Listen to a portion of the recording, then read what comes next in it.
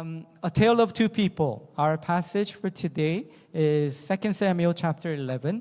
But David remained at Jerusalem is the title. And I'm just going to read from verse 1 to 5. 2 Samuel chapter 11, verses 1 to 5. So if you have your Bible, please open it up to 2 Samuel chapter 11. Let me begin at verse 1. In the spring, at the time when kings go off to war, David sent Joab out with the king's men and the whole Israelite army. They destroyed the Ammonites and besieged Rabbah, but David remained in Jerusalem. One evening, David got up from his bed and walked around on the roof of the palace. From the roof, he saw a woman bathing. The woman was very beautiful, and David sent someone to find out about her. The man said, "She is Bathsheba, the daughter of Eliam, and the wife of Uriah the Hittite." Then David sent messengers to get her. She came to him, and he slept with her. Now she was purifying herself from her monthly uncleanliness. Then she went back home. The woman conceived and sent word to David, saying, "I am pregnant." When it comes to David in the Bible, there are two events in his life which most of us, even if we don't know much about the Bible, we know two events that happened in his life. The first one is his fight with Goliath, the giant, where he knocked down that giant. And the second event that we all know, most of us know, is David's adultery with a woman named Bathsheba. And this is the chapter that we're looking at today. 2 Samuel 11 is actually recounting David's sin of adultery. One evening, David's walking around on the roof of his palace. He happens to catch, as he looks down, a glimpse of a woman bathing. And she is beautiful. And his eyes lock on this woman who is bathing. And using his power and authority, he brings her to the palace. And she sleeps with her, and she gets pregnant. There is one problem, however. She's not single. She's a married woman with a husband whose name was Uriah. Now, there are many things which kings in Israel had the right to do, which many others didn't have. There are many things that he could enjoy, but even for the kings in Israel, adultery was not one of them. It was a sin before God, even for kings. And what David did here was that he committed a grave sin. So having committed this sin before God, what is David to do? Well, he should have repented right away. But instead of repenting, David comes up with the cover-up plan. And the plan goes something like this. Verse 6. So David sent this word to Joab, "Send me Uriah the Hittite." And Joab sent him to David. So Uriah, Bathsheba's husband, is out there fighting in this war. And David actually calls him back to the temple. And I'm going to paraphrase verses 7 and 8. So he brings him over back to the palace, and this is what David says to Uriah. "You have been fighting so hard for me and for my people, and you have done such a great job and such a sacrificial act you've done. And I want you to rest. I have prepared a feast for you. Go home, rest, and I'll send in the palace feast to your home." What was David's plan? Get Uriah to go home and hopefully sleep with his wife, so that he can make everyone think that this child belongs to not him, but Uriah. But look at verse 9 and see what this guy Uriah does. Verse 9, "But Uriah slept at the entrance to the palace with all his master's servants and did not go down to his house." He didn't go home. He slept outside. So David hears about this and thinking, why did he not go home? So he asks Uriah, "Why did you not go home, Uriah? I prepared this feast for you to enjoy with your wife, with your family." And verse 11, this is what he says. "The ark and Israel and Judah are staying in tents, and my commander Joab and my Lord's men are camped in the open country. How could I go to my house, eat and drink and make love to my wife? As surely as you live, I will not do such a thing." He says, "How could I?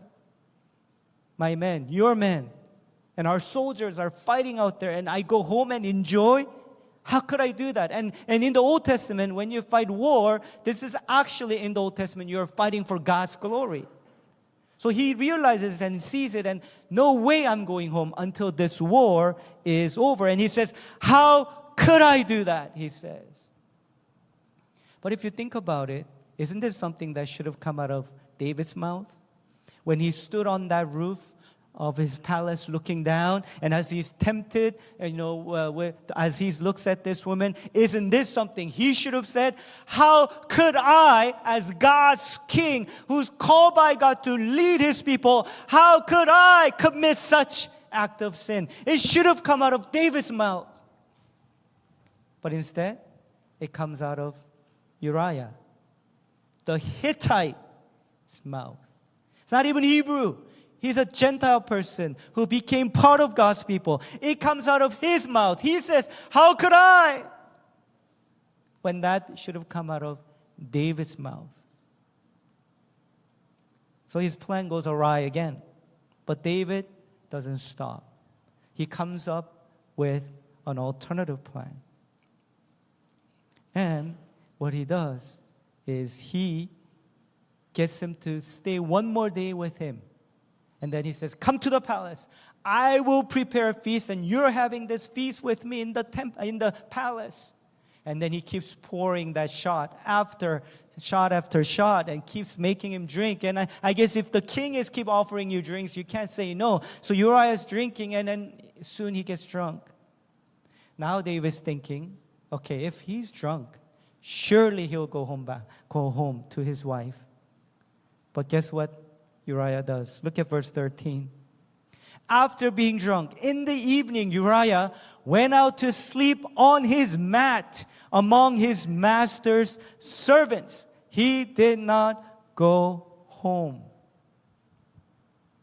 David, who was as sober as he could be, slept with the woman, not his wife. Uriah the Hittite, who was drunk, didn't even go home to sleep with his own wife, because he was so unwavering to the calling and the task and the responsibility he had to fight this battle in that war. Now the rest of the story, some of you may know. David doesn't stop. It's going all the way. So he sends a letter to Joab, commander, and says, get Uriah, when he comes back, get him to go stand at the very front of the fiercest battle. And as the battle's taking place, get all the soldiers to pull back. And he's left alone and he gets killed. And not only that, after Uriah dies, David puts his holy face on, and I will take in his wife to be mine. As if he's showing mercy to this Uriah who died in battle. How could David do this? I mean, is this the same David that we've been looking at, who was in that cave and he had the opportunity to kill Saul, but he pulled away his sword? Is this the same David? How could he do this?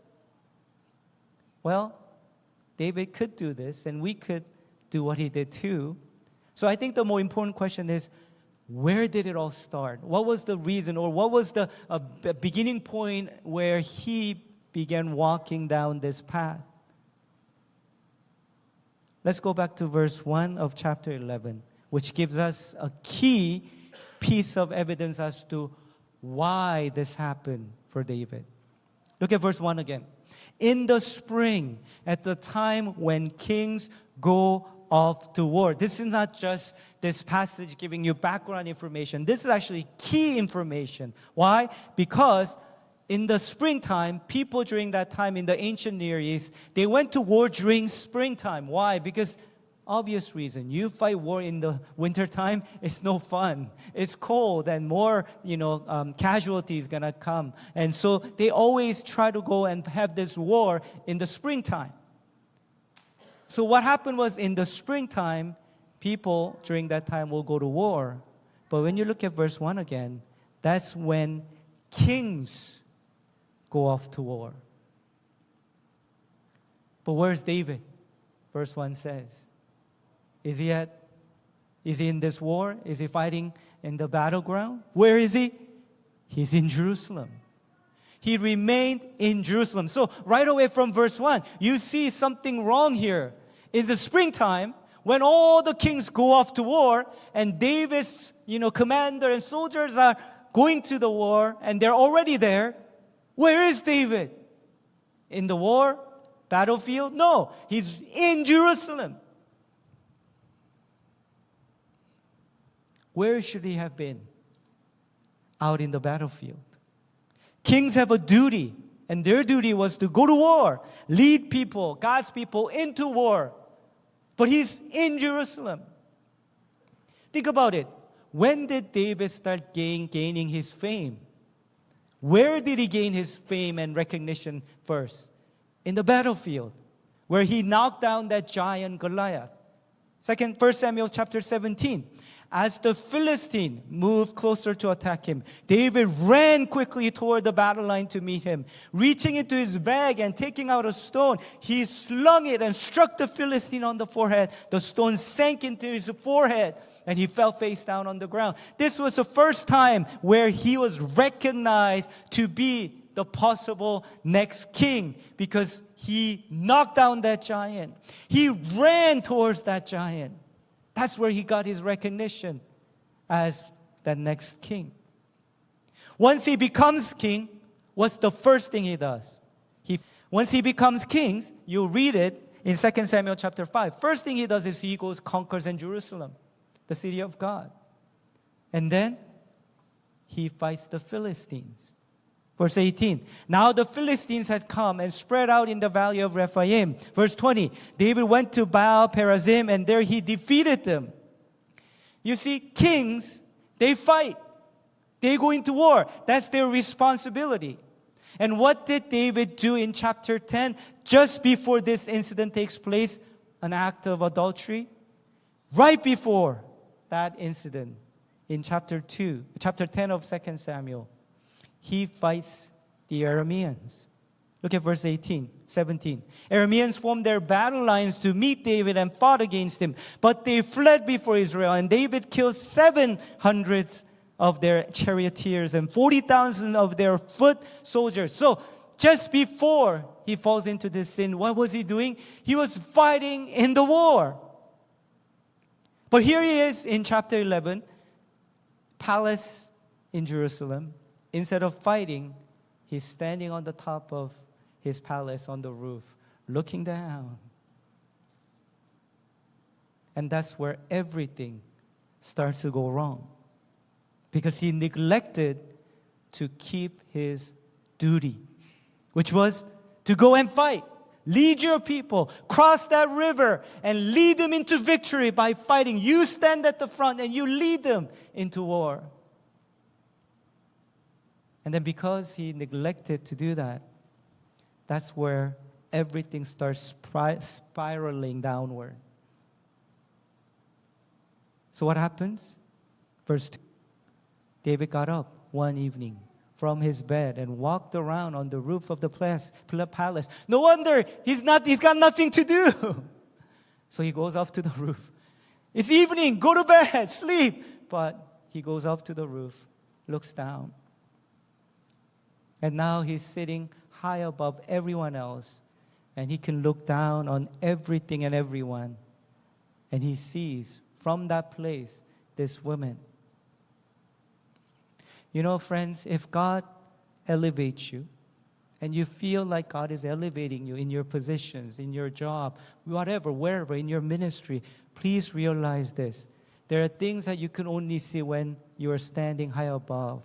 But things that you see from that vantage point, remember that there are things that will tempt you and bring you down. So be careful. The higher he elevates you, more you ought to be careful. And if God elevates you to a certain position, remember, why is he putting me at such a high place? Well, so that you'll be closer to God, who is in the highest place. Remember that. David forgot. So instead of from that high place where he's standing as king on the top of his palace and roof of his palace, instead of looking up to God, because he's supposed to be closer to him for his people, he looks down and he sees things that are below him, things that's everything that he could have. And he falls into that temptation. And then things keep going downward. Verse 3, he sends someone to find out about her. Had he been in the war, battlefield, this would not have happened. Again, to go out and fight the battle. He avoided that responsibility, and that's where his downfall began. The moment you avoid your responsibility in the place of your calling, that's where you will begin to go downward. You and I are called to be followers of Christ. With every calling comes responsibility. What is the responsibility? As the follower of Christ, we are to read the Word of God. We are to remain in places of worship. We are to return to prayer again and again. And you avoid that responsibility, that's when you will start to go down. If God has put you in a place of responsibility and leadership, there are responsibilities that come along with that leadership position. You avoid that responsibility, that's when you begin to walk down the path of David in 2 Samuel chapter 11.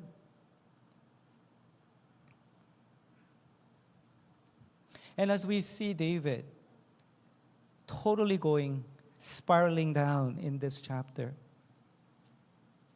what God kept coming to my mind was this: had David not lost his focus, this would not have happened. And as I received that from the Lord, as I was just wrestling with it, I felt this was a message that God wanted to share with us today. And here's our takeaway for today. Dear brothers and sisters in Christ, regain your focus. If you've lost it, regain your focus today.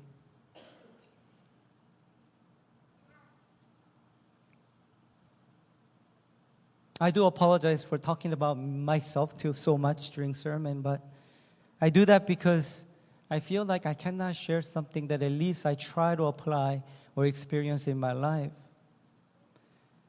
But looking back and trying to tie that to today's sermon, in the last 6.5 years, I have not missed a single Sunday at One Hope. And I'm not bragging about it. I'm not boasting about it. It was God's grace. And don't worry, this is not a record I'm trying to make. And don't worry, the day will come when I miss a Sunday sooner than you think. Sooner or later, I will miss my Sunday. Often, if I'm not there, here's the reason why I did it. Number one reason, pandemic hit, and I really felt for especially the business owners who are struggling. And you know, these business owners, if you're the owner, you don't take a day off. Yeah, you may take a day off, but your mind doesn't take a day off. And also with all the other church members who are struggling, I wanted to at least show physically that I'm with you, I'm struggling with you. But here's a bigger reason why I did that. I didn't want to lose focus. A couple years ago, I started taking a vacation during the weekdays. So last year during the week, I took a vacation. This past week, during the week, I took a vacation. And last year, I went and visited my brother's family in New York. And this past week, my brother's family came and visited us in Vancouver. And we spent a week together, and as they were leaving, and I was dropping off at the airport yesterday, it dawned on me, up until last year, I hadn't seen them for like 8 to 10 years. And in that time, both of my nephews grew up so fast. And I missed it. And as great as it was, I felt so melancholy. And this is where I'm telling you that thank you for pushing with me. Because yesterday I was melancholy. It dawned on me, I missed their 10 years of their lives. But what I had to do was I had to refocus. Because this week was coming to an end, and I'm coming up here to share the Word of God. I'm telling you how I lose my focus. And the reason why I didn't want to miss Sundays because if I go on a vacation, including Sunday, I would lose my focus, and I didn't want to do that. I didn't feel like it was time yet for One Hope and for me to do that. Don't worry. You want to kick me out on Sunday? I know. I'll be kicked out one day, and I'll be away. It's going to happen sooner than you think. But that's the reason. I haven't had any hobby in the past 6.5 years. And the reason, I didn't want to lose focus. This year, I added one hobby into my life, as you know, sport. And 2 reasons. Number 1, because our EC is changing and it's come to that season where our congregation members are playing sports. I have to join. This is my pastoral duty to join you guys. That's the reason. Second reason, because God has shown me that now I need to prepare for the long haul, right? And that's the reason. It's not just because I want to be doing this hobby thing, but it's because I feel God is saying, you got to prepare. If you're going to run till the end with One Hope, you got to get ready physically. And that's why I'm doing it. But if this hobby ever gets in the way of me and it makes me lose focus, I'm going to drop it.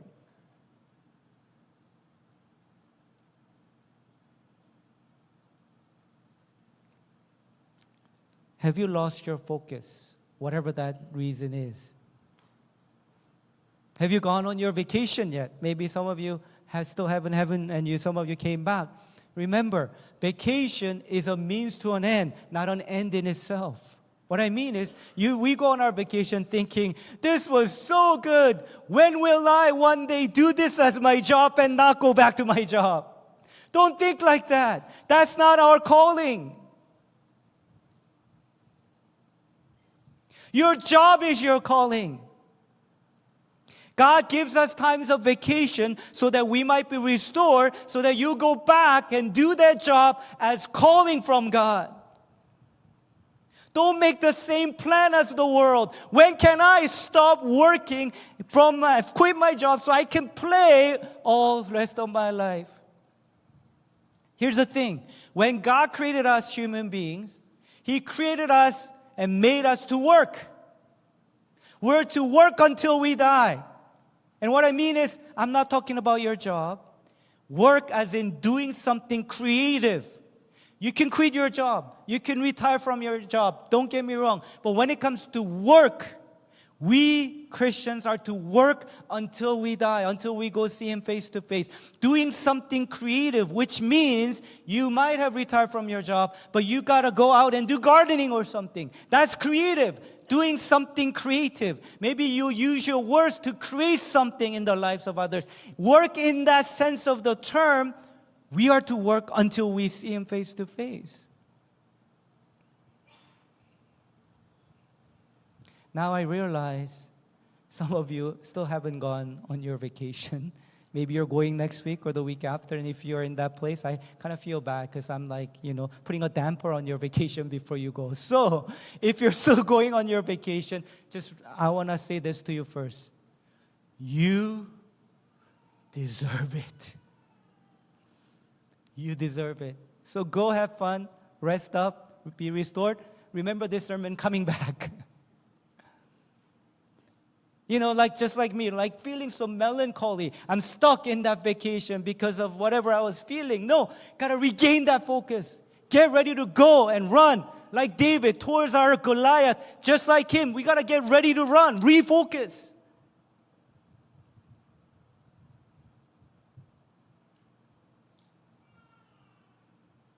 Whatever the reason that caused you to lose your focus. Maybe some of you, it's been your physical ailment that and you had to get over it.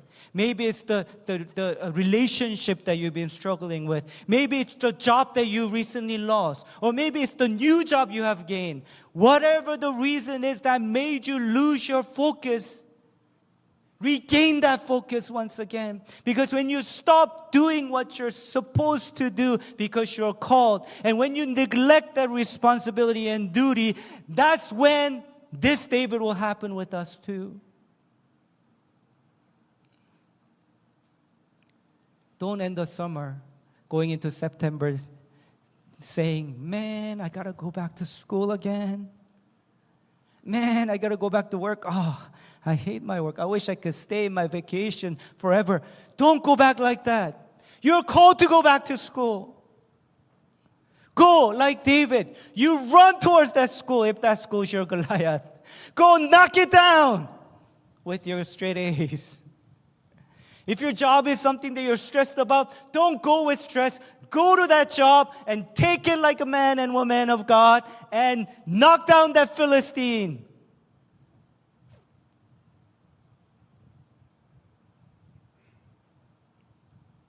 Let's regain our focus again. Get up and run like David. Fight your Philistine like David.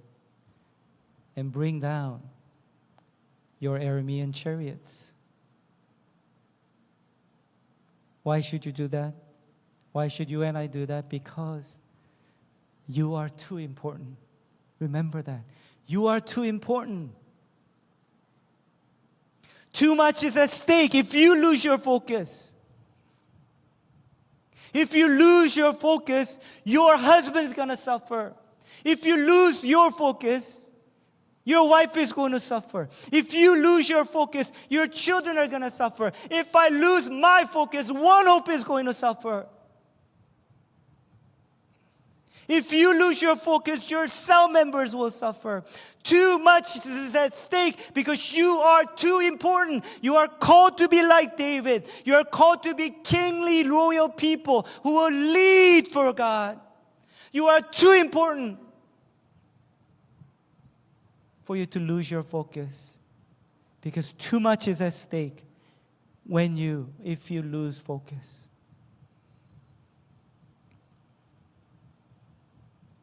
So that's what I meant when I said, thank you for pushing with me, because I brought that melancholiness with me today into our service in the morning and into our service. And as I kind of was feeling like, oh, God is wanting to do something and stirring me up. And then I'm like, I can't sit in this place and lose focus. I can't be stuck in my melancholiness of my vacation. I got to push through. I got to regain my focus because too much is at stake. See yourself more valuable than you think you are. Don't make yourself or belittle yourself and think that you're not important. Too much is at stake. If you lose your focus, too many things, too many people will be affected by it.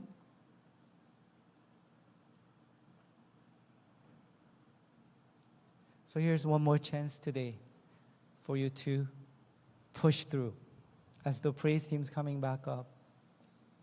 Let's regain our focus. Wherever you're going back next week, 2 weeks from now, school, your job, your summer's over, you're going back. Regain that focus. Whatever reason that caused you to lose that focus, let's get it back. Let's get it back. You are too important. Too much is at stake. Too many people are at stake. You are important. Would you stand with me? I chose this song. I know it's an old song, but I chose it. And I always choose a song based on the lyrics. And this was the part. You call me.